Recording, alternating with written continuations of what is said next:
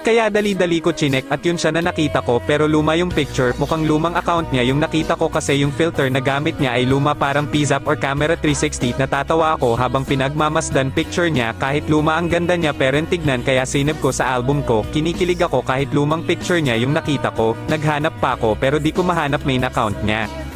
Kinabukasan nag-online uli ako ng madaling araw at nakita ko siya playing kaya pinanood ko siya maglaro hanggang matapos. Nung natapos na niyaya ko siya kaso biglang nag-matchmake ang agad, di niya na binasa yung chat ko kaya pinanood ko uli siya tapos napansin ko na yung core ay yung core din kanina sa game tapos nag-emote pa siya while playing.